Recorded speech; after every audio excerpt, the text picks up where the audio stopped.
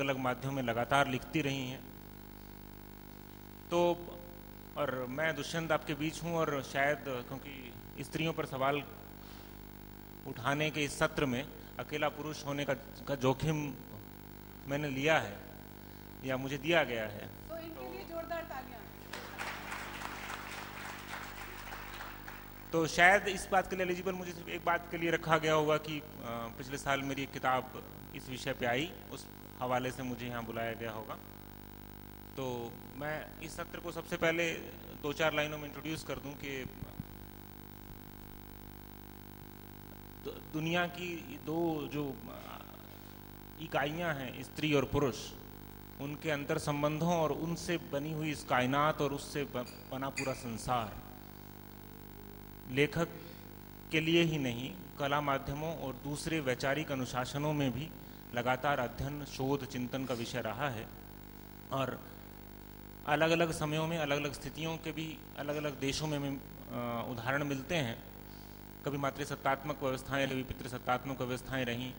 और हम सवाल शायद इसलिए यहाँ पे इस प्रश्न पर खड़े हैं कि शायद इन दोनों इकाइयों को समान रूप में देखा नहीं गया, उन्हें एक मानवीय भाव में देखा नहीं गया, इसीलिए ये बड़े सवाल खड़े होते हैं। तो मैं बीच बीच में अपनी बात कहता रहूँगा इस विषय को और विस्तार देने के लिए, और आपको यकीन ये भी दिलाता हूँ कि एक मॉडरेटर के तौर पे मैं कम से कम नेतागिरी करूँगा। तो प्रीता भार्गव जी से मैं शुरुआत करूँगा कि वो अपनी एक कविता हमारे बीच रखें और अपनी बात भी वो रख दें ताकि विषय और ज़्यादा हमारे बीच खुल के और एक सामने आ पाए। प्रीता भार्गव जी। जी नमस्कार।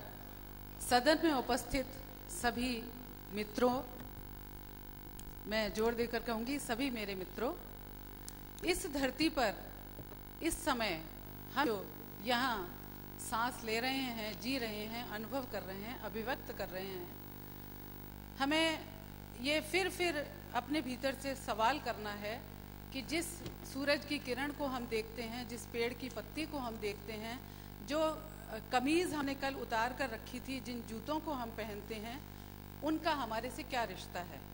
और अगर हम एक मानव हैं तो क्या हम संपूर्ण मानव हैं या हम केवल एक लिंग, एक पुरुष या एक स्त्री बनकर रह गए हैं। और इन्हीं सवालों से आगे उपजती मैं जो अपनी बात रखने जा रही हूँ, उसके बाद मैं समझती हूँ कि एक बहुत ही जोरदार गर्मा गर्म ऐसा सेशन होगा जिसमें कुछ निष्कर्ष हम निकालेंगे। तो मैं अपनी कविता प्रस्तुत करने जा रही हूँ कि औरत शब्द से मन में अकुराते हैं तुम्हारे जितने भी अर्थ। औरत शब्द से मन में अकुराते हैं तुम्हारे जितने भी अर्थ, मैं उन सबको पीछे छोड़ आई हूँ।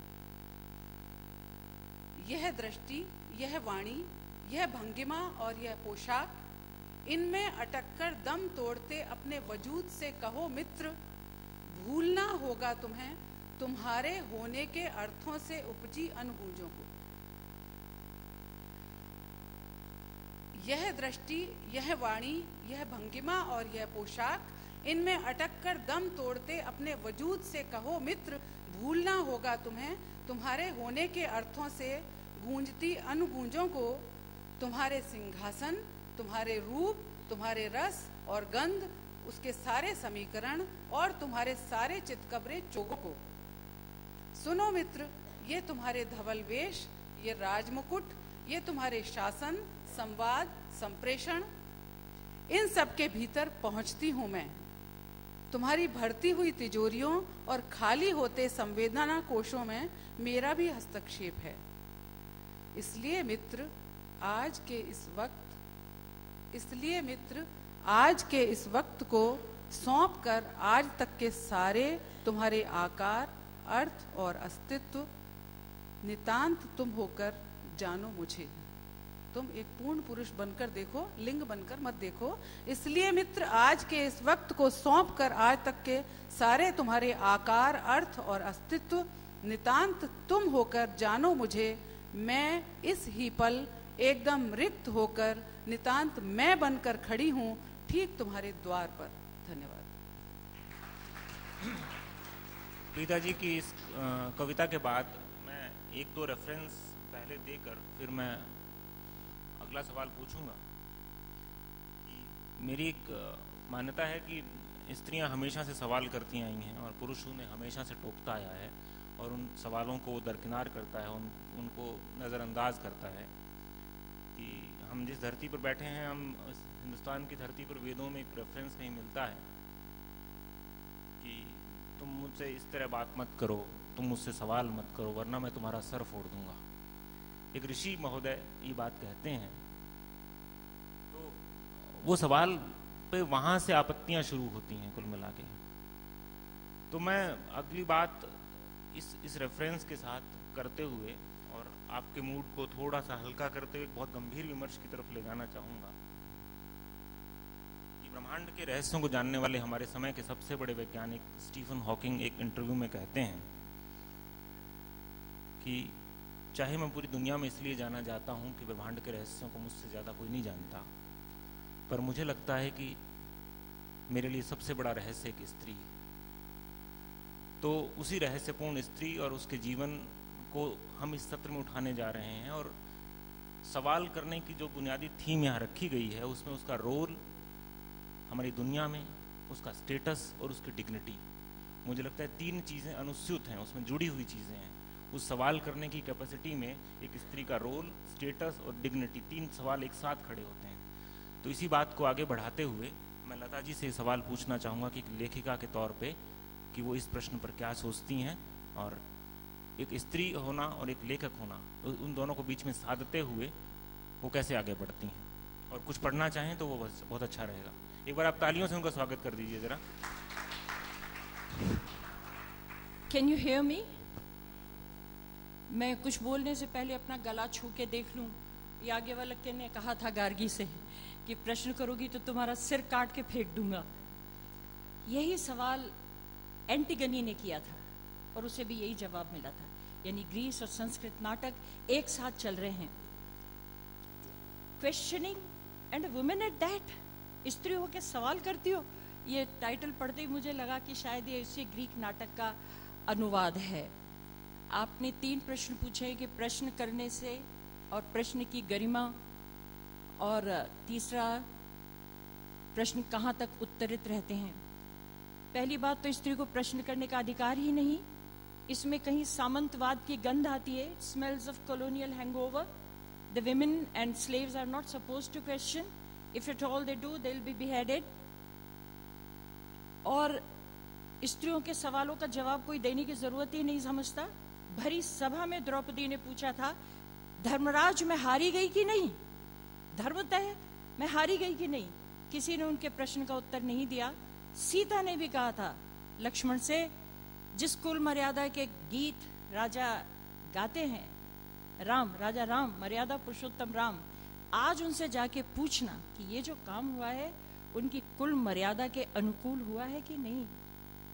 और अब बात स्टीवन की कि स्त्रियां यानी स्त्री को नहीं समझ पाए, इस पे मैं एक छोटा सा मेरी एक कहानी का आखिरी हिस्सा है वो मैं आपको सुनाती हूँ।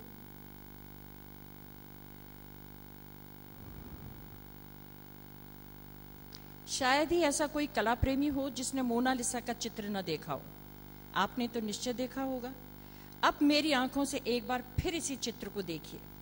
गाढ़े रंग का चाक्षुष काव्य, स्वस्थ पूर्ण यौवना स्त्री, गोरी चिट्टी, गरिमामयी, प्रशस्त ललाट, अधखुली रहस्यमय दृष्टि संपूर्ण आंखें, केवल दोनों हाथ दिखाई दे रहे हैं। मोनालिसा के मन में क्या है? आंखों की कोर से कौन सा रहस्य झलक रहा है?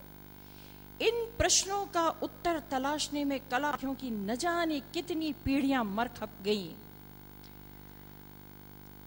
एक विद्वान का तो मत था कि चित्र बनाने के लिए बैठते समय मोनालिसा के दांत में दर्द था, इसलिए हर्ष और विषाद, संयम और तनाव का यह अद्भुत चित्र बन पाया। सुधीजन कुछ भी कहें।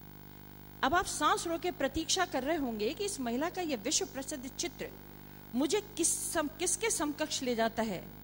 तो सुनिए, किसी के नहीं। तो फिर यह चित्र सार्वजनिक, सार्वकालिक, सार्वजनीन स्त्री का चित्र है, सृजन की समस्त प्रक्रियाओं के केंद्र का चित्र। यह प्रश्न मुझे भी उद्वेलित करता है, आखिर क्यों मुस्कुरा रही है मोनालिसा? पुरुष समझ नहीं पाया स्त्री को खुद को समझ पाया है क्या? मोनालिसा इसी बात पे मुस्कुरा रही है। वो योगीराज का मजमा देख रही है, धड़ाधड़ बिकती शान मोहब्बत के खरीदारों को, ताकत के इन दीवानों पर मुस्कुरा रही है। वो झूले की रस्सी पकड़े दुविधामय युवती को देख रही है, उस युवक को भी। गायक डेविड के हाथ में, कितने आश्चर्य की बात है, गायक डेविड के हाथ में वाद्य नहीं, गुलेल है। इस विचित्र तथ्य पर मुस्कुराने के अतिरिक्त और किया क्या जा सकता है? मोनालिसा उस सोनी नाव को देख रही है जो लगभग तैयार खड़ी है। आदिकाल से यही तो होता चला आ रहा है। कितनी कितनी भविष्यवाणियां की जेरेमिया ने, लेकिन कभी किसी ने उसे गंभीरता से नहीं लिया। अपने पौरुष का शिरस्त्राण थामे बैठा रहा हुआ सब कुछ देख रही है। दीवारों पर लिखे बेढंगे बेहुदे विज्ञापन, स्त्री का विश्लेषण करते मनीषी, झुंझलाता खिजलायत फ्रायड। आखिर औरत चाहती क्या है? औरत की बात छोड़ो, तुम्हें मालूम है तुम क्या चाहते हो? मुस्कुरा रही है मोनालिसा। शायद इसीलिए है ये सब विज्ञापन, मजमे और बाकी सब तामझाम अभी तक समझ में नहीं आया। कहिए कैसे लगे चित्र? अद्भुत है ना? फिर कभी मिलेंगे तो इस पर विस्तार से चर्चा करेंगे। धन्यवाद। बहुत खूबसूरती से बात कही उन्होंने। प्रीता जी कुछ कहना चाह रही हैं? जी, मैं बात यहीं से आगे बढ़ाती हूँ कि एक पुरुष के लिए स्त्री अगर रहस्य है तो क्या वो आतंकित होकर, डर कर उसे अपने मनोनुकूल इस तरीके से बनाने की सारी कोशिशें करे, इस तरीके से उसे देखे अपनी ही नजर से? क्या औरत को अपना निर्णय लेने का अधिकार नहीं है? और क्यों आदमी इतना डरता है कि वो हर पल औरत को सीमा में बांध करके और प्रशिक्षण शिविर चलाता है औरतों के ही माध्यम से, और कहता है कि औरत ही तो औरत की दुश्मन है? वो क्यों ये नहीं समझता कि ये प्रशिक्षण शिविर आपने चलाए हैं, आपने अपने मनोनुकूल एक समाज को, औरत को, सबको ढालने की कोशिश की है, क्योंकि सत्ता आपके पास रहा और पैसा आपके पास रहा। और आज वो दुनिया आ गई है जब औरत घर से बाहर निकलकर सब जगह ये कह रही है कि नहीं, मैं बराबरी में खड़ी हूँ, मेरे पास पैसा भी है, मेरे पास सत्ता भी है, और तुम्हारे निर्णय लो, मैं मेरे निर्णय लूंगी, और एक सामंजस्य और बराबरी और मैत्री भाव के साथ ही ये दुनिया चलेगी। इस बात पर हम आगे चर्चा करेंगे। आपकी बात से मुझे याद आया, तस्लीमा नसरीन एक जगह लिखती है कि पुरुष स्त्री के पाँव में पायजेब इसलिए देता है कि उसकी छमछम से पता चलता रहे कि उसका मूवमेंट कहाँ कहाँ है, कि उसकी निगाह में रहेगा कि उस छमछम से, उसका छमछम का उसको कोई सौंदर्य बोध नहीं है, उससे स्त्री का सुख नहीं है, उससे ये है कि वो एक सीमा बंधन मिलता है उसको। खैर, अगली बात मैं यहीं उठाना चाहूँगा।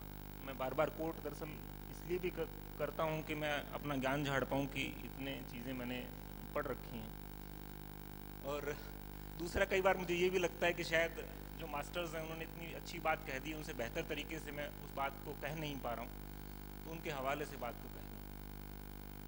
तो जब मैरी वोllstonecraft नाम की थिंकर ने दुनिया में एक नया विचार दिया, तो उन्होंने कहा कि स्त्री के अस्तित्व का उद्देश्य जो है पुरुष को संतुष्ट भर करना नहीं है, कि एक औरत के वजूद के मानी कतई नहीं है कि वो दुनिया में इसीलिए है कि वो पुरुष को संतुष्ट करे। जबकि समय के साथ ये हो गया, हमारी सारी परंपराएं, हमारे सारे मूल्य, सारे हदीस, सारे ग्रंथ, धर्मशास्त्र वो इसी रूप में आके कहने लग गए।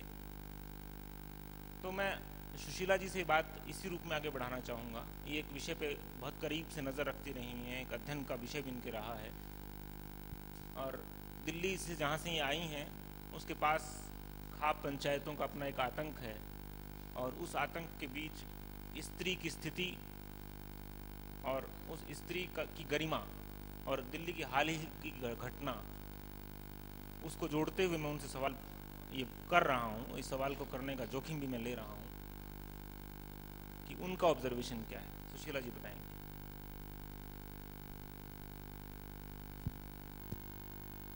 प्रबुद्ध श्रोताओं को मेरा नमस्कार। बात चाहे पाँव में पाजेब पहनाने की हो या सर काट डालने की हो, पुरुष को स्त्री से इतना भय क्यों है? क्यों वो उसके अधिकारों का हनन करना चाहता है? क्यों उसे निरंतर आतंकित किए रहना चाहता है? इन सब बातों से स्त्री बहुत पीड़ित तो है ही। उसके अंतस की इस पीड़ को मैं एक कविता के माध्यम से आपके समक्ष लाना चाहूँगी।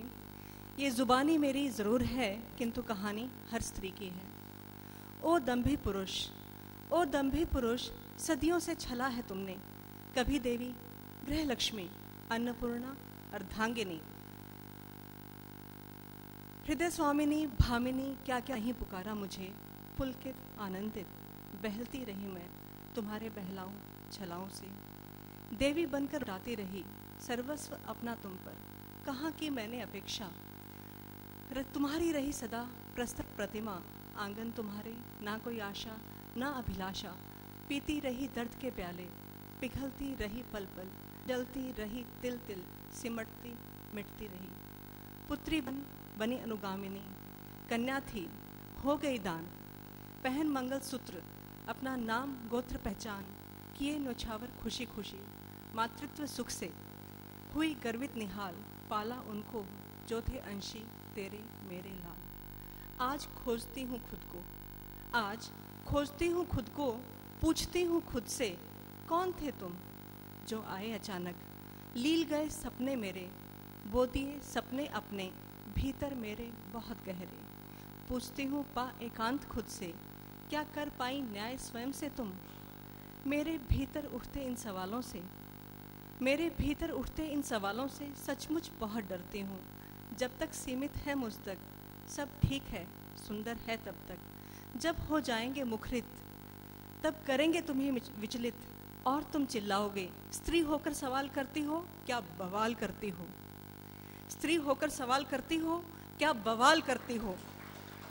सोच लो, सोच लो, क्या तैयार हो मस्ते बवाल के लिए, उठते सवाल के लिए।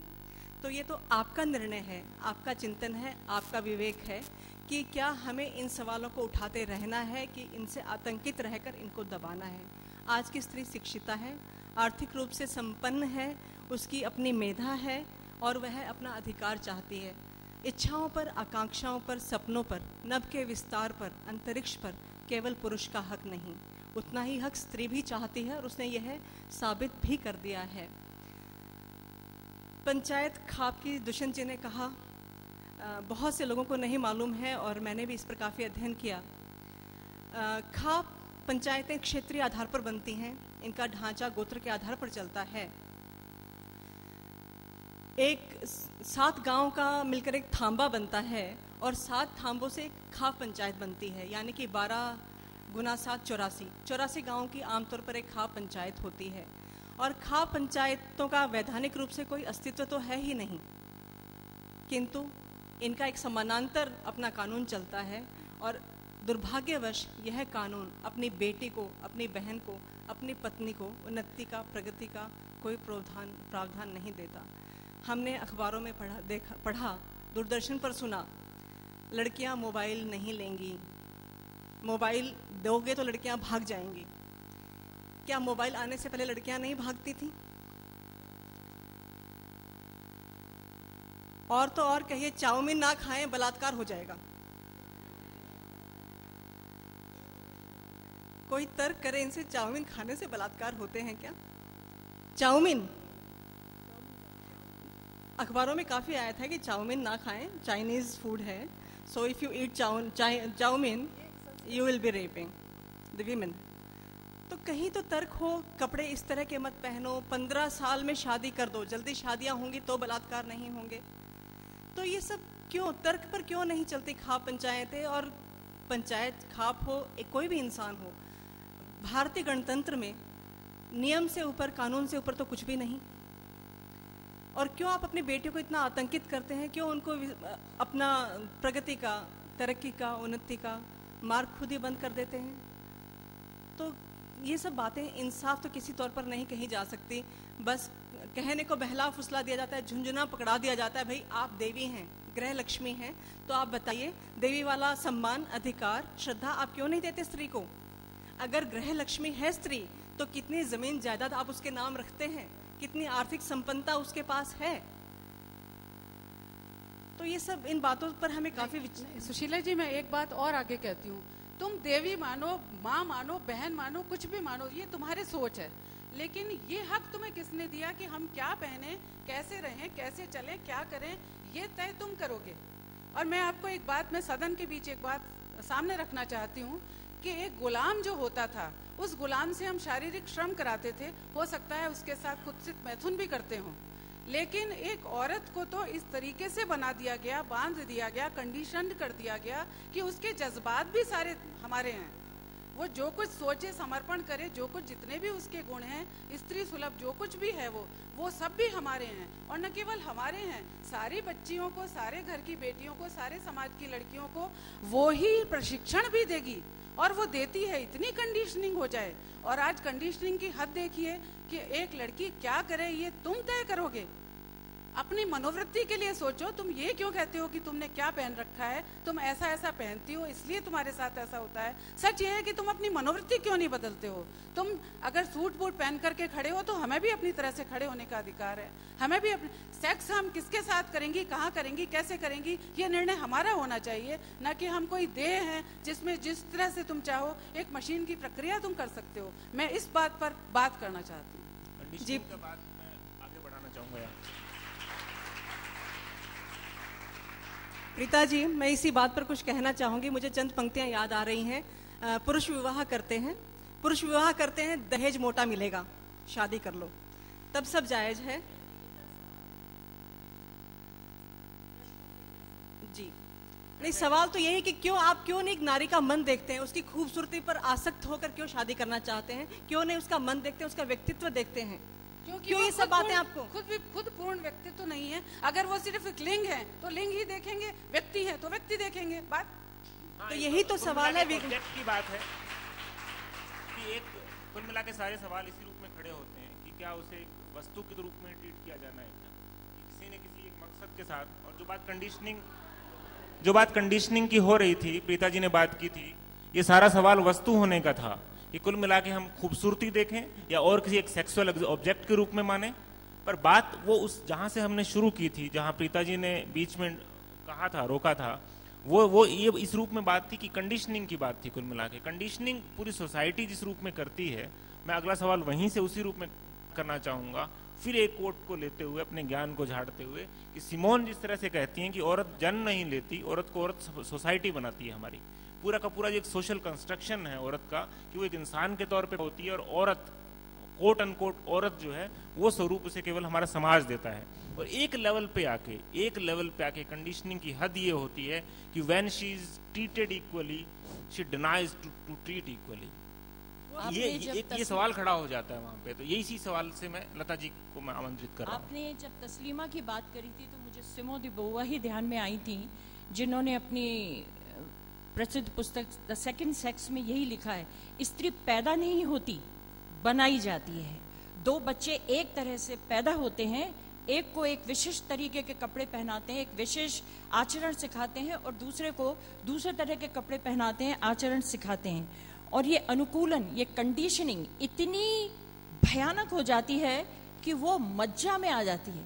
It is ingrained in our bone marrow, we are so concern, so very condition.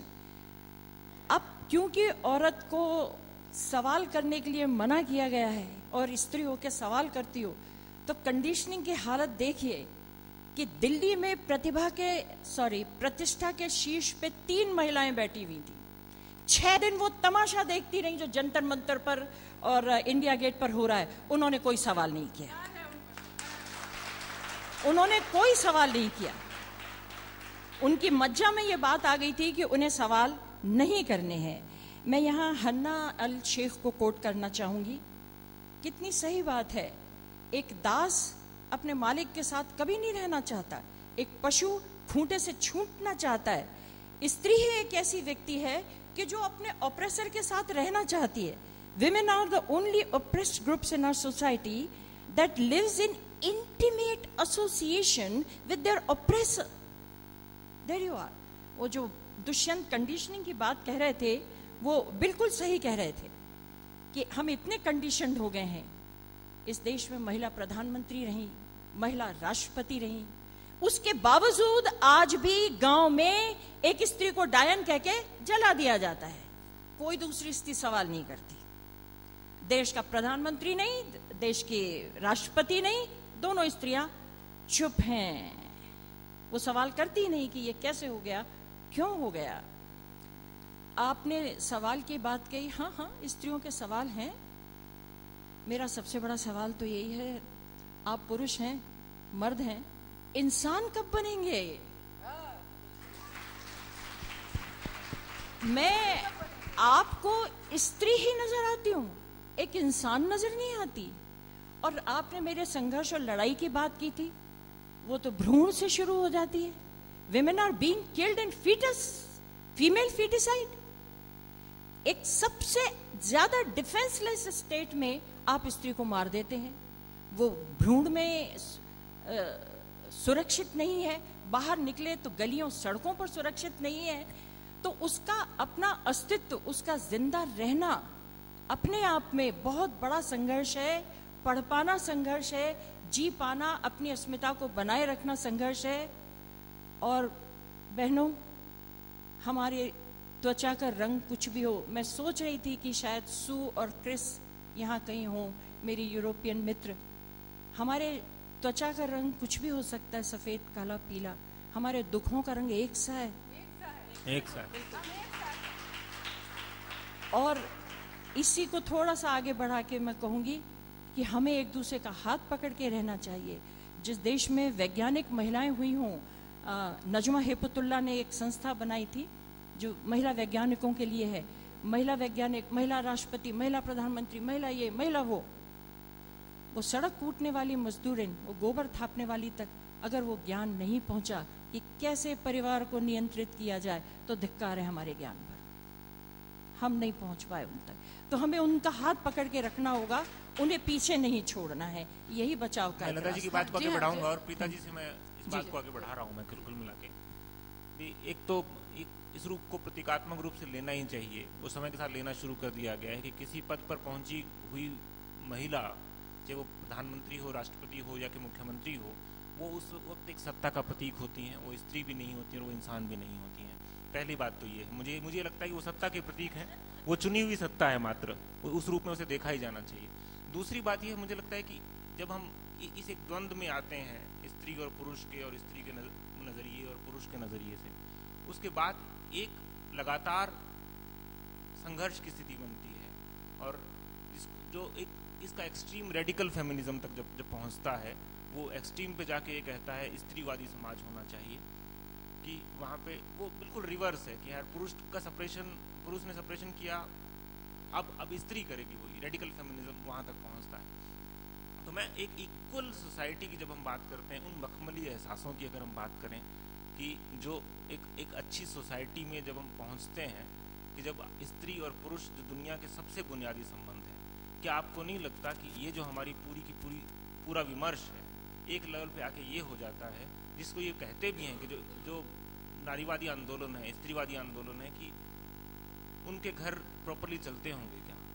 अक्सर ये बात होती है। वो इसीलिए होती है कि वो एक्सट्रीम पे जाके बात यहाँ पे पहुँच जाती है कि एक सामान्य तौर पे उनके पुरुषों के साथ संबंध हो पाते हैं, नहीं हो पाते हैं, या ठीक इसी तरह से उल्टी तरीके के बात। तो मैं एक समानता और प्रेम और उस मखमली एहसास की बात के साथ आगे बढ़ाने के लिए प्रीता जी को बात करूंगा। देखिए, हमें इस बात को बहुत अच्छे तरीके से समझना होगा कि कौन आने वाले समाज को किस रूप में देखना चाह रहा है। और ये बात आखिर उपजी कहाँ से कि वो जनाना समाज हो जाएगा, वो पेटीकोट सरकार हो जाएगी, ये कौन कह रहा है? आ कहाँ से रही है ये बात? अगर हम स्त्री सुलभ गुणों की बात कर रहे हैं कि उनको आप कंडीशनिंग मत करिए, उनको उनके पूर्ण रूप में चरम प्रस्फुटित होने दीजिए, तो उसके साथ वो पुरुष भी तो जुड़ा है, जो पुरुष उसका बेटा है, उसका भाई है, उसका पति है, उसका प्रेमी है। और अगर स्त्री सुलभ गुण नॉर्मल रूप में, बैलेंस्ड रूप में अगर आते हैं, तो एक अच्छा समाज, एक बेहतर समाज बनेगा। न कि ये कहें कि जनाना समाज हो जाएगा। और जनाने शब्द को हम गाली के रूप में, अपशब्दों के रूप में, विकृति के रूप में प्रयोग करते हैं। ये एक साजिश है। इस साजिश से बच कर के हमें अपनी उंगली थाम करके मित्रता के साथ, प्रतिद्वंदिता के साथ नहीं, मित्रता के साथ हमें ये तय करना पड़ेगा कि भाई और बहन, दोस्त, जो भी हमारे रिश्ते हैं, हम सब इस दुनिया में बराबरी का अधिकार रखते हैं। कोई किसी की कंडीशनिंग नहीं करे, कोई ऊपर नहीं है, कोई नीचे नहीं है। और बात इतनी निराशाजनक भी नहीं है। मैं ये भी देख रही हूँ कि हमारी जो नई पीढ़ी के बच्चे हैं, वो इस बात को समझ रहे हैं कि औरत की कीमत क्या है, लड़की की कीमत क्या है। ठीक है, कम परसेंटेज होगा अभी, वो बढ़ रहा है, ये विचार बढ़ रहा है। एक आदमी को जब ये पता लगता है कि घरवाली घर छोड़कर चली गई, तो वो जो कल तक ये कहता था कि ये तेरे तेरे काम है, वो खुद बर्तन भी मांजता है, झाड़ू भी लगाता है, रोटी भी उसे पकानी पड़ती है, और तब उसे पता लगता है कि मकड़ी के जालों से भरे, सन्नाटे भरे घर में अगर एक औरत होती तो क्या होता। तो फिर तब कहाँ गई आपकी बाबू साहब गिरी, तब कहाँ गया ये कहना कि ये तो काम औरत के होते हैं। नहीं, ये सबके काम है। तो हमारी ये जो नई पीढ़ी है ये समझ रही है और बिल्कुल अंडरस्टैंड कर रही है कि औरत क्या है, उसकी गरिमा क्या है, उसकी कीमत क्या है। और ऐसा नहीं कि उस पर दया करके, करुणा करके ये किया जा रहा है। औरत ने ये अधिकार अपना सिद्ध किया है, छीना है, क्योंकि वो न केवल आर्थिक रूप से संपन्न है, समृद्ध है, बल्कि मानसिक और चेतना के स्तर पर भी वो समृद्ध हो गई है। अब ऐसा नहीं है कि हमारा तन मन और धन सब कुछ तुम्हारा है, ऐसा बिल्कुल नहीं है। ऐसा है कि आप भी हैं, हम भी हैं, एक साथ रहना है तो रहिए, नहीं तो ठीक है, आप आपके रास्ते जाइए। आप क्यों मुझे रिजेक्ट करेंगे? मैं आपको रिजेक्ट करती हूँ? आपके बच्चे हैं, आप ये कह सकते हैं कि ये बच्चा तो मेरा नहीं है, मैं कहती हूँ कि ये बच्चा आपका नहीं है। बोलिए आपके पास क्या प्रमाण है? अब इस बात पर भी बात हो रही है और हमारी ये नई पीढ़ी बहुत संतुलन के साथ आगे बढ़ रही है। तो ये जो स्त्रीवादी, ये जो बात विरोध स्वरूप की जा रही है कि पता नहीं ये कैसा समाज होगा और ऐसा समाज होगा, ये साजिशें हैं हमें रोकने की। हमें रुकना नहीं है, उस अच्छे संतुलित स्वरूप को आगे ले जाना है। धन्यवाद। तो मैं आखिरी सवाल सुशीला जी से पूछूंगा और उसके बाद मैं आपके सवाल आमंत्रित करूंगा कि आप अपनी जिज्ञासाएं रखें इस हमारे पैनल से। सुशीला जी को मैं इस रूप में खास तौर पे इस सवाल के लिए मैंने चुना है, माना है कि वो शेखावाटी से आती हैं, उनके रूट्स वहाँ के हैं और अब वो देश की राजधानी में बैठती हैं, वहाँ नौकरी करती हैं और एक क्षेत्र विशेष की बात हमने अब तक की तो खाप पंचायतों के संदर्भ में की, और वो भी हमने उन्हीं से सवाल किया जब हमने खास संदर्भ में लोकल की बात की। तो शेखावाटी से दिल्ली तक का पूरा संदर्भ लेते हुए मैं उनसे खास नज़र चाहूँगा कि राजस्थान को लेकर उनका क्या मानना है और किस रूप में वो देखती हैं कि आने वाला कल कैसा है। जी दुष्यंत जी, मैं चिड़ावा के पास, बिट्स पिलानी चिड़ावा के पास के गांव की हूँ। गांव को मैंने बहुत करीब से देखा है, मैं रही हूँ वहाँ पर। और राजस्थान के एक तारीफ में इस संदर्भ में करना चाहूँगी कि शिक्षा के रूप में माता पिता ने बेटियों को बहुत आगे बढ़ाया है। इस बात से कोई दो राय नहीं है कि राजस्थान शिक्षा के, महिला शिक्षा के मामले में काफ़ी आगे है। और आप बड़े बड़े, प्रीता जी हमारे सामने बैठी हैं, जेल अधीक्षक हैं, पहली लेखिका हमारे सामने बैठी हैं, तो ये शिक्षा का ही परिणाम है। तो इस बात पर तो मैं बहुत ही प्रसन्न हूँ, लेकिन फिर भी अधिकार जहाँ तक देने वाली बात है वो नहीं दिए जाते हैं। आज भी लड़कियों की आखा तीज पर 5 वर्ष 6 वर्ष की आयु में शादियाँ कर दी जाती हैं। उस बच्ची को क्या मालूम शादी का अर्थ क्या है। पति नहीं पढ़ता, 5वीं 6वीं के बाद विद्यालय छोड़ देता है, लड़की लेक्चरर बन जाती है। माता पिता कहते हैं अगर तुमने शादी के बंधन को तोड़ा तो हम तुम्हारी शक्ल नहीं देखेंगे। तो वो संघर्ष है, समाज में होते रहेंगे, किंतु संघर्ष के बाद ही सफलता है। तो संघर्ष से ना डरें, अपने अधिकार के प्रति आप चेतना रखें और स्वयं में विश्वास रखें। यही है कि सपने आपके हैं, बल आपका है, ताकत आपकी है, लड़ना आपको है। खाप हो, माता पिता हो, भाई बहन हो, सबसे पहले आप स्वयं के प्रति दायित्व रखती हैं। स्वयं का विकास करना, प्रगति करना आपका अधिकार भी है और कर्तव्य भी है।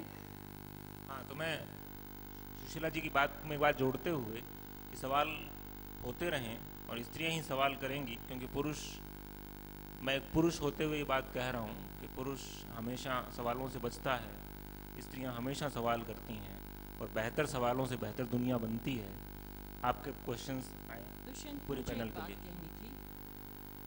कोई किसी को अधिकार देता नहीं है, मांगने से अधिकार नहीं मिलते, वो आगे बढ़ के छीन लेने पड़ते हैं। और किसको आवाज दोगी अपनी सहायता के लिए? अपनी उंगली थामनी पड़ती है, अपनी रक्षा खुद करो। ये बात अंतिम बात। धन्यवाद। अपने आप से साथ रहो। मैम, जब कभी कोई आदमी अपनी वाइफ पे हाथ उठाता है तो वो दिन कब आएगा जब उस आदमी की माँ उस आदमी से बोलेगी तू मेरे घर से निकल जा, तूने बेटी पे हाथ कैसे उठाया? वो दिन आ चुका है जब औरत हाथ पकड़ती कहते ये ले। अनफॉर्चुनेटली वो दिन आ चुका है। आज ये स्थिति घर में हम देख रहे हैं। मैक्सिमम केस में क्या हो रहा है, जब एक आदमी अपनी बीवी को मारता है, हाँ। तो उसकी माँ, उस आदमी की माँ, बहन, भाभी यही बोलती है कि हमारे साथ बहू खराब आई है। हमारे तो भाभी खराब आई ये है, कंडीशनिंग है ये चीज हो रही है, ये बहुत गलत हो रहा और है। ये दिन आने वाला है जब वही नहीं पड़ोसिने भी आकर कहेंगी कि ये गलत हो रहा है। वो कब आएगा? वो जागरूकता, वो बदलाव चेतना हमें ही ही लाना है। क्योंकि एक चीज यहाँ पे ये है कि देखिए, जब कभी कोई प्रोस्टिट्यूशन रैकेट पकड़ा जाता है तो उसको चलाने वाले सिर्फ आदमी नहीं होते, उसमें जब लड़कियों को धकेला जाता है तो उसमें औरतें भी इन्वॉल्व होती हैं। अगर आप यही कह रहे हैं कि औरत ही कर रही है, नहीं, हम नहीं, कह नहीं रहे कह रहे, हैं कि बिल्कुल ये नहीं। कंडीशनिंग है, हाँ, ये सदियों से की गई कंडीशनिंग है औरत की। तो हम माँ से उम्मीद क्यों करें? सवाल वो जो संक्षेप में पत्नी रखिए है जिस पर हाथ उठाया जा रहा है, वो क्यों नहीं हाथ पकड़ के एक उल्टा लगाती खींच करके, ये लो तुम्हें ये चाहिए। हम ज्यादा सवाल ले पाएंगे, स्वयं के लिए सवाल लड़िए छोटे आप। रखे जाएं तो। माँ की तरफ मत देखिए, स्वयं के लिए लड़िए और रोकिए उस अत्याचार को।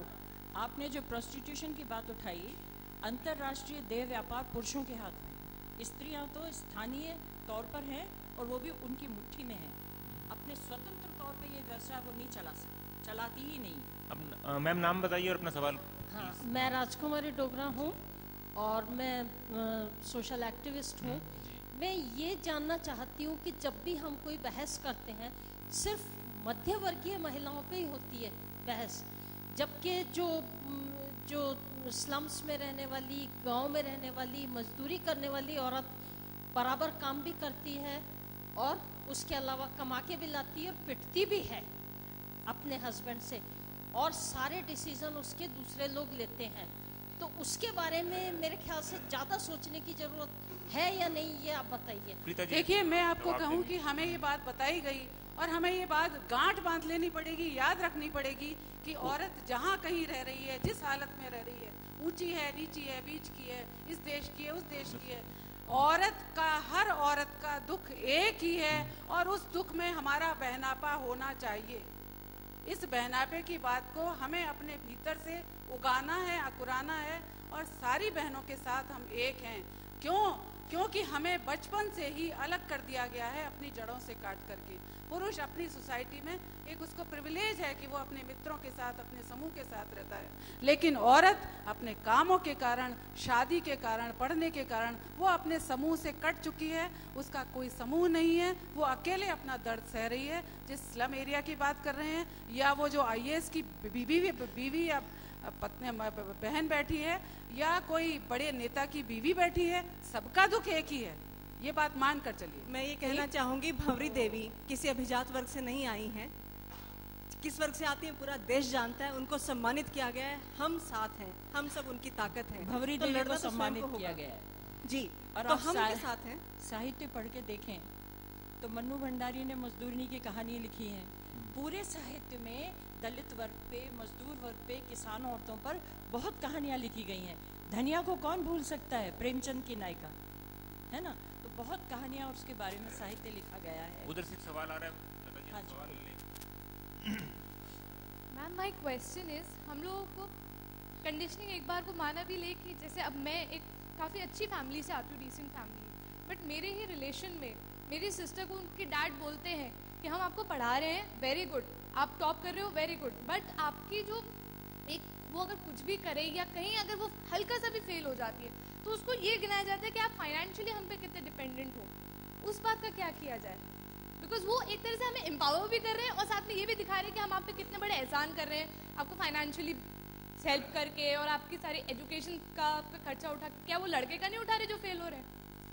आप अपना खर्चा खुद उठाइए, मन्नू भंडारी की कहानी त्रिशंकु पढ़िए।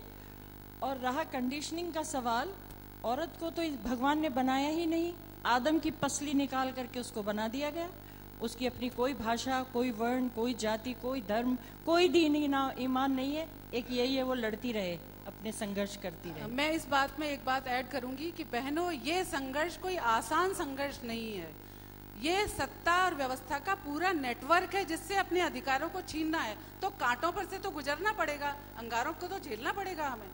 स्वावलंबी बनिए, आत्मविश्वास तभी जगेगा जब स्वावलंबी बनेंगे। ट्यूशन कीजिए, हाँ, ट्यूशन कीजिए। मैं यही कहने वाली थी, 10वीं 12वीं की लड़की आराम से पहली दूसरी के बच्चों को पढ़ा सकती है। देखिए, एक प्रभा खेतान बहुत प्रसिद्ध लेखिका हुई हैं, वो अर्थशास्त्री भी थी और उद्यमिनी भी थी, इंटरनेशनल ट्रेडर थी वो चमड़े के व्यापार में। उनकी एक बड़ी प्रसिद्ध उक्ति थी, every kind of freedom emanates from economic freedom. अपने पांव पे खड़े रहिए, उसके बाद आप अपने निर्णय ले सकते हैं। दास को कोई निर्णय लेने नहीं देगा। धन्यवाद। मेरा नाम संदीप चारण है। मैं ये पूछना चाहता हूँ, जैसे ताऊ शेखावटी थे हिंदी के बहुत बड़े कवि, तो स्त्रियों का कमजोर होने का कारण उन्होंने शायद बताया था लिंगानुपात, स्त्री लिंग से उनका पुरुषों के मुकाबले लिंगानुपात सही नहीं है। और विवेकानंद ने भी ये कहा है कि बच्चियों को शिक्षित करो, फिर उनके मामले में आप बोलने वाले कौन हो, वो अपने आप शिक्षित हो जाएगी, अपना काम खुद कर लेगी। ये लिंगानुपात वाली कुछ हो सकते हैं कारण, पुरुषों के बराबर अवेयरनेस वगैरह। आप लिंगानुपात का अर्थ शायद कुछ अजीब ले रहे हैं। लिंगानुपात से मतलब यह है कि 1000 लड़कों पर 625 लड़के, तो विवाह नहीं हो पाते, ढंग के विवाह नहीं हो पाते। और आप जानती हैं कि लड़कियां खरीद करके लाई जाती हैं, विवाह के लिए लड़कियां उपलब्ध नहीं है बहुत बड़े क्षेत्र में। तो खरीद के जो लड़की लाई गई है उसके कोई अधिकार ही नहीं है। वो एक लड़की 5 भाइयों के साथ रह रही है, लड़कियां हुई तो उन्हें मार दिया गया, लड़के हैं तो घर आंगन में खेल रहे हैं और वो घर के काम भी कर रही है, सबकी जरूरतें पूरी कर रही है। सबसे दुख की बात है उसके कोई अधिकार नहीं है। जिस दिन वो 40 साल की 42 की हो जाएगी, उसको कहीं ठिकाने लगा के दूसरी लड़की खरीद करके ले आएंगे। कितने दुख की बात है कि स्त्री अर्थशास्त्र के सारे नियमों को चुनौती दे रही है। अर्थशास्त्र का सीधा सा नियम है कम less supply more demand the prices go up. लेकिन यहाँ लड़कियां कम हैं, पर समाज ने उनकी कीमत को स्थापित नहीं किया, उनको मान नहीं दिया, उनको आदर नहीं दिया। लड़कियों के विवाह के लिए कोई दहेज नहीं है, बल्कि वो हाथों हाथ यूं सड़क पर से उठा ली जाएंगी क्योंकि लड़कियां कम हैं। लिंगानुपात तो इसी बात को आगे बढ़ाते हुए मैं छोटी सी बात कहती हूँ कि हम जीती जागती औरतें हैं, कोई वस्तुएं नहीं हैं। जब तक हम अपने आप को कमजोर सोचेंगी समझेंगी, तब तक हमें कोई खरीदेगा या बेचेगा। लेकिन जिस दिन हमने अपनी उंगली थाम ली, हम तय करेंगी कि हम कहाँ जाएंगी, कब रहेंगी, हम किसी को रिजेक्ट करेंगी, हमें कोई नहीं खरीद सकता। मैं सुनीता राज सिंह बोल रही हूँ। मेरा सवाल आज की युवा जाति से, मैं महिला की आज़ादी, महिला के संघर्ष में सब कुछ साथ में हूँ, पर मैं युवा जाति से ये पूछना चाह रही हूँ कि वो उसको गलत डायरेक्शन में क्यों ले रही है कि आज की युवा जाति सिगरेट पीना, शराब की, हम आदमियों के बराबर हो जाएंगे इससे। तो उस क्वेश्चन के लिए मैं पूछना चाह रही हूँ कि क्या ये सही है, क्या हमें उन्हें नहीं, इसमें आदमी के बराबर होने का सवाल नहीं है। नहीं, लेकिन बात ये है कि मेरी इच्छा है सिगरेट पीऊं, एक कानून की धाराओं के अंतर्गत अगर मैं सिगरेट पीना अच्छा मानती हूँ तो इस बात को पुरुष से जोड़कर क्यों देखा जाता है? यही मुझे मैं अगर दारू के 2 पैग लगाकर शाम को रिलैक्स होना पसंद है तो ये पुरुषोचित बात क्यों है? मैं इसको विचलन की तरह देखती हूँ। आप कहाँ जा रहे हैं? फोकस्ड, युवा पीढ़ी फोकस्ड रहे। आप जा कहाँ रहे हैं? लक्ष्य क्या है आपका? अगर आपका लक्ष्य बहुत दूर तक जाने का है, मैं आपकी ही बात कर रही हूँ, तो ये रास्ते से एक कदम उतर क्यों रहे हैं आप नीचे? वो कदम आगे बढ़ाइए, साइड में मत बढ़ाइए। विचलन है ये। मैं इस बात पर यही कहना चाहूंगी कि आप जो भी निर्णय करें अपने विवेक से करें। आप अपने को समर्थ बनाइए, स्वावलंबी बनाइए, स्वयं सिद्धा बनाइए। ऐसा कुछ भी मत कीजिए कि वो आपको कमजोरी की तरफ, कैंसर की तरफ ले जाए। उसमें it's not being cool to smoke and drink. और सबसे पहली बात आज हमें ये तय करनी है कि अपनी घर की लड़कियों को सीख देने के से ज्यादा अपने घर के लड़कों को सीख देना शुरू करें हम। बिल्कुल।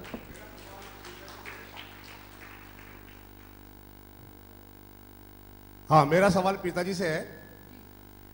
ये ठीक है, स्त्री का सम्मान होना चाहिए, उसकी गरिमा बनी रहनी चाहिए, लेकिन ये कौन सा समाज बर्दाश्त करेगा कि स्त्री खुद तय करे कि वो किसके साथ सेक्स करे? एक गलत मैसेज चला जाएगा इससे। आप स्पष्ट करें इस बात को। देखिए, मैंने ऐसे भी उदाहरण देखे हैं कि एक औरत को किस किस तरीके से, चाहे वो पति के साथ या किसी के भी साथ, जुल्म सहने पर मजबूर किया जाता है। क्यों? क्योंकि स्त्री तो अब मेरी है जिंदगी भर के लिए, चाहे वो रखेल के रूप में मेरी है। तब मैं ये सवाल करती हूँ कि एक वेश्या को भी ये हक होना चाहिए कि वो कहाँ किसके साथ रहना पसंद करेगी।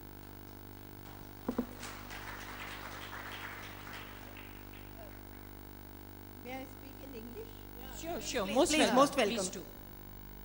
Yeah, whatever is being talked here, औरतों पे जो उत्पीड़न होता है, उनकी जो सोसाइटी में स्टेटस है, उसके ऊपर एक नेगेटिव आभास निकल रहा है. What I want to say is that so much is being done by institutions NGOs, the government, especially in a state like Rajasthan, which has been very positive for women's development. This is the state that started Mahila Samaj. This is the state that started women's development programs. This is the state that has given you a Bhauri. Yeah, I agree. This is the state that has allowed women to come up and use the right to vote. You see the lines that take place at the time of an electoral event. Rajasthan is number 1 today. They all agree. And Yeah. I think we should be grateful that that is what we should publicize. May we know your good name, please? I am Utima Bordia. Oh. My husband was Anil Bordia. Yes, yes, yes. Who was one of the persons Yes, who yes, led, yes. led this campaign for women's Yes, development. yes, So I yes. did want to mention that. Thank you. बहुत बहुत शुक्रिया ma'am, I comment करिए। had to know मैं who चाह रहा you हूँ are कि- to ask a question like that. Madam, हाँ, वहाँ से सवाल ले लीजिए। all the government projects and all those goodwill gestures that the government makes, they look so very lovely and nice on the electoral manifestos. We will all agree that they hardly ever filter down to a poor girl living in a dhani. I will use the word dhani, not even village. बहुत कम filter होके उनके पास तक पहुंच पाता है। इसका जो सही रास्ता है वो इन्हीं लोग, हम लोगों के माध्यम से है कि हम अपने घर की नौकरानी को समान अधिकार दें, हम अपने घर की बच्चियों को पढ़ाएं, हम अपने आसपास की लड़कियों को समान अधिकार दें। सरकारी योजनाएं, क्षमा कीजिएगा, बड़ी मुश्किल से नीचे तक पहुंच पाती हैं। At the grassroots level, situation is not that appealing. जहां तक भंवरी देवी का सवाल है, सरकार से उसे न्याय नहीं मिला। मैम मेरा सवाल ये है, आज हम यहाँ सब बैठ के इस टॉपिक पे बात कर रहे हैं, हम में से कितने लोग इसको घर जाके सारी जिंदगी के लिए याद करते हैं? बिल्कुल इतने इसी mass मनोरंजन- level पे हो रहा है, ऐसा क्यों नहीं है कि सब लोगों को ये चीज याद रहती है? ऐसा क्यों है? बात यही है कि कितने भी प्रयास हो रहे हैं, बिल्कुल सही है, राजस्थान में महिला शिक्षा और जागृति को लेकर बहुत प्रयास हुए हैं, लेकिन बात जो इस बच्ची ने प्रश्न किया है कि हम अपनी मनोवृत्ति कब बदलेंगे, हम अपने मनों में, अपने बच्चों के दिमागों में कब ये परिवर्तन लाएंगे, ये शुरुआत हमें खुद करनी पड़ेगी। हमें खुद, और कौन सा समय? अब समय, आज का समय। क्यों हम कल की बात करें? अभी से क्यों नहीं? कन्यादान का विरोध क्यों नहीं करते आप लोग? कहिए कि हम कन्या को दान नहीं करेंगे। ये विवाह है, दो मनों का रिश्ता है, बंधन है, तो यहीं से शुरुआत कीजिए ना आप। मैं इस पे एक बात और जोड़ना चाहूँगा, अपनी तरफ से जोड़ना चाहूँगा कि हजारों सालों में जो कंडीशनिंग हुई है वो कुछ पलों में, कुछ दिनों में नहीं साफ हो सकती, और ये तो यकीन मान के चलिए कि जो नई पीढ़ी है वहाँ जड़ों में तो हलचल है, वो बेहतर तरीके से सोचती है और एक स्पेस दिया जाना शुरू हुआ है हर तरीके से। सवाल उधर से एक आध आ रहा है जी। मेरा सवाल ये है, मैं मुंबई से हूँ, जुगल तेजवानी। मेरा सवाल ये है कि यहाँ इतने सारे मीडिया पर्सनालिटीज़ हैं, ठीक है, लेकिन मेरे हिसाब से सबसे बड़ी गलती इन लोग की है जब ये इस बात को प्रोजेक्ट करते हैं कि जो सैक्रिफाइस हम दिखाते हैं, हमारी हर माँ पिक्चरों में इतनी बेचारी है, क्यों हमारी हर सास इतनी डायन है हर सीरियल में, क्यों? कब ये बदला जाएगा? जब ये बदल जाएगा मेरे हिसाब से तब बदलाव आएगा। हमने सैक्रिफाइस इतना सिखाया है हमारी औरतों को कि अब वो खुद पे इतना सैक्रिफाइस कर रही हैं कि हर कोई उनको सैक्रिफाइस कर देता है। सही बात आप बात ये है आपकी कि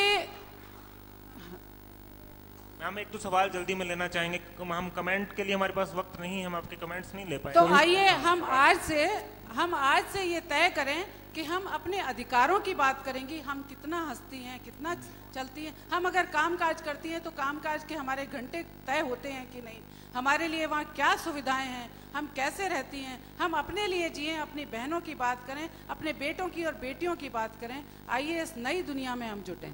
मैम एक सवाल है कि मानते हैं कि मैं किसी पे ब्लेम नहीं करता, पुरुष अपना पुरुषत्व खो रहा है, पुरुषार्थ खो रहा है, लेकिन उसके साथ साथ में कहीं ऐसा तो नहीं है कि वो माएँ खो तो नहीं गई हैं, लेकिन कुछ माएँ खो भी रही हैं जिन्होंने ये सिखाया था कि 15-16 वर्ष की आयु में शिवाजी ने 276 युद्ध कर लिए थे, या फिर ये बताया था कि जब चाफेकर बंधु ने अपना बलिदान दे दिया तो माँ भगिनी निवेदिता कहती हैं कि एक पुत्र और होता तो वो भी राष्ट्र के लिए मैं बलिदान कर देती। कहीं ऐसा तो नहीं है कि माएँ बनना सिर्फ, अभी इसी सेशन में लिटरेचर फेस्टिवल में ये कहा गया कि आजकल सिनेमा में स्त्रियों को माँ बनने की बड़ी जल्दी है, माँ बनाने की बड़ी जल्दी है। माँ बनना उसका एकमात्र परिचय नहीं है, लेकिन उसके कई परिचयों में से एक अहम परिचय ये भी है। अगर हम ये सवाल कहते हैं कि स्त्री होकर सवाल करती हो, तो कहीं ऐसा तो नहीं हो गया कि ये सवाल नहीं पूछा जा रहा है कि क्या तुम स्त्री खुद से भी सवाल करती हो? कहीं पुरुष का पुरुषत्व तो खत्म हो रहा है, लेकिन स्त्री का स्त्रीत्व भी खत्म तो नहीं हो रहा है। संस्कार तो वही बनाती है। मैं आपको रोकना चाहूंगा, बहुत सुंदर सवाल है। लता जी कुछ कहना चाह रही हैं? स्त्री खुद से सवाल करे, इतनी फुर्सत उसे कमी मिल पाती है। आप अनेक स्त्रियों को देखेंगे पिता का रोल करते हुए, वो छोड़ दी गई, परित्यक्त हैं। स्त्रियां पिता का भी रोल करती हैं, सबका रोल करती हैं। मैं किसी बच्ची को ये सलाह नहीं दूंगी कि वो अकेले अपने बूते पर किसी बच्चे को पालने का कष्ट करे। माँ बनाना तो किसी को दूसरे के हाथ में रहता, वो जबरन उसको माँ बनाया जा सकता है, पिता किसी को जबरन नहीं बनाया जा सकता। तो वो जो छत है घर की, वो आप कहाँ से लाएंगे? वो जो संरक्षण है एक पिता जो देता है बच्चे को, वो हमारे पुरुष समाज को ही सीखना पड़ेगा और माँ सिखाएगी। ये जो है ना कि माँ कम हो रही है, माँ बनाने की जल्दी क्या है, ये सवाल हमें क्यों पूछ रहे हैं आप? इस प्रश्न का उत्तर तो किसी दूसरे के पास है कि जबरन क्यों माँ बनाया जा रहा है और क्यों मातृत्व की आशाएं इतनी ज्यादा हैं। मातृत्व के साथ साथ पितृत्व का संरक्षण क्यों नहीं चल रहा है? पितृत्व की भी ट्रेनिंग होनी चाहिए, तब बात आगे बढ़ेगी। और ये थोड़े थोड़े विचलन है, धीरे धीरे समाज सही उसमें आगे बढ़ेगा। एक गीता जी इन्होंने जो बात कही थी प्रीता ने, मैं उसको थोड़ा सा आगे बढ़ाना चाहती हूँ, आपको स्पष्टीकरण देना चाहती हूँ। 47 में स्वतंत्रता आंदोलन हुआ, वो समाप्त हो गया। गांधी जी ने कहा कि अब महिलाएं अपनी घर गृहस्थी देखें। आप उनकी आत्मकथा पढ़ के देखिए। यदि विजय लक्ष्मी पंडित के पति की मृत्यु न होती और उन्हें ये पता न चलता कि उनके पंडित रंजीत पंडित के वसीयतनामे में कहीं विजय लक्ष्मी पंडित का नाम नहीं है, तो हिंदू कोड बिल शायद पार्लियामेंट में नहीं आता। तेलंगाना में आंदोलन हुआ, मजदूर आंदोलन के बाद फिर कहा गया अब महिलाएं अपने घर लौट जाएं।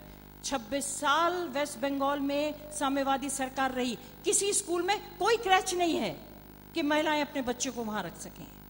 मैं घूम फिर के वहीं आ गई कि ये सुविधाएं, ये अधिकार, ये सब कुछ हमें खुद लड़के लेने पड़ेंगे।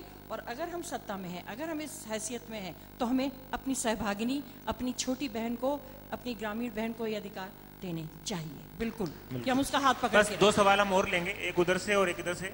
प्लीज। मेरा ये प्रश्न है और मैं ये चीज़ सारी औरतों से पूछना चाहती हूँ, और ख़ास करके यंगर जनरेशन की जो लड़कियाँ हैं उनसे ये प्रश्न पूछना चाहती हूँ कि हम क्यों हमेशा हर चीज़ में आदमियों की बराबरी करना चाहते हैं? हम हर समय ये क्यों कहते हैं कि लड़के ऐसा कर सकते हैं इसलिए हम भी ऐसा करेंगे? हम क्यों सिगरेट पीना चाहते हैं क्योंकि लड़के पी रहे हैं?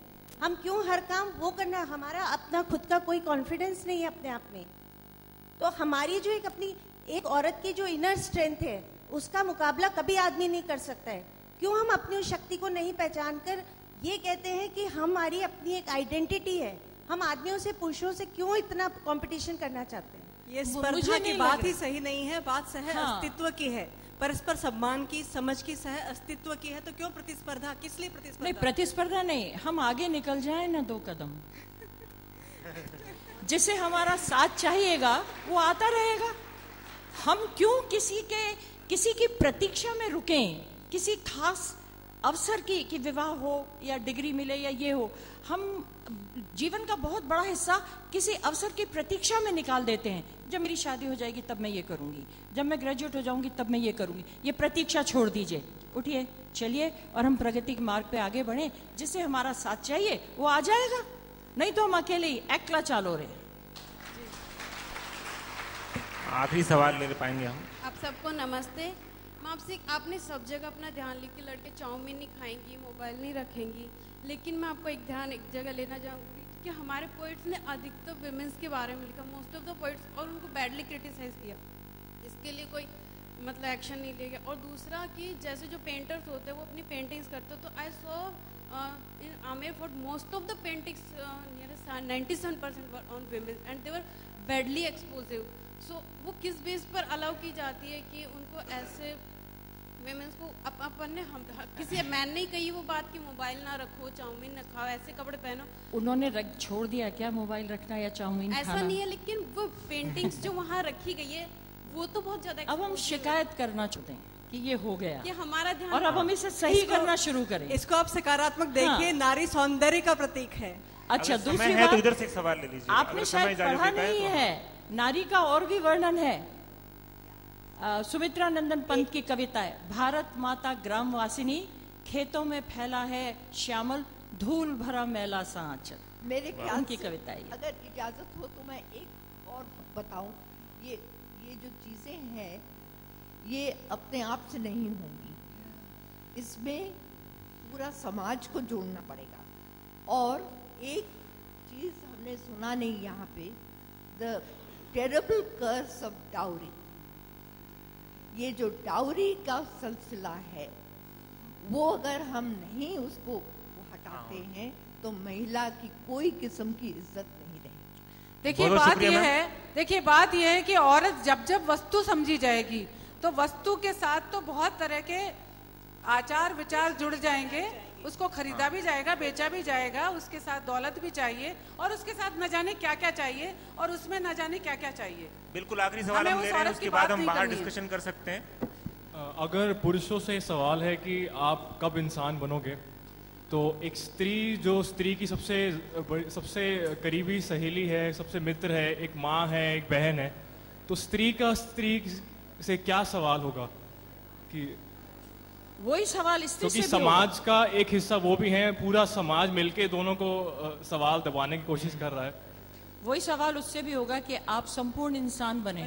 वही सवाल तो वही है, सहअस्तित्व है। हम ये भेद कर ही नहीं रहे कि आप स्त्री हैं, आप पुरुष हैं। समभाव की बात है, समभाव। अब इसके बाद हम बाहर मिल सकते हैं डिस्कशन के लिए। बहुत बहुत शुक्रिया एक अच्छे सेशन के लिए, धन्यवाद।